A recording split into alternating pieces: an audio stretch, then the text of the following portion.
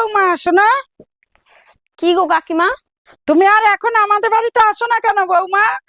আর তোমরা বড় লোক হয়ে গেছো, তোমরা কি আর আমাদের সঙ্গে মিশবে? আচ্ছা বৌমা এসব কথা বাদ দাও, কোথায় যাবে বলো তো? আমি দোকানে যাব, কি আনতে? আমার জিনিস কিনার আছে। কাকিমা দুপুরে কি খেয়েছো গো? আমরা বড় লোক মানুষ ওয়াটার রাইস ছাড়া খাই না। A few moments later. ও কাকিমা, বলো কি হয়েছে, ডাকছো কেন? ও কাকিমা, ওয়াটার রাইস কি গো? কি ইংলিশটা বললে? Water rice. Water rice? হ্যাঁ।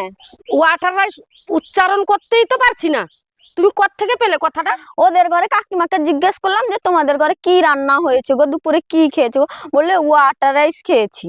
হাই হাই, তুমি সে বড় লোকদের চালে পড়ছো। আরে পান্তা ভাত, পান্তা ভাতকে কয় ওয়াটার রাইস। বাবা, বড় লোকদের এই এত ন্যাকামো। নেকামো, জল ঢালি কি শুধু ভাত খায় তুমি জানো?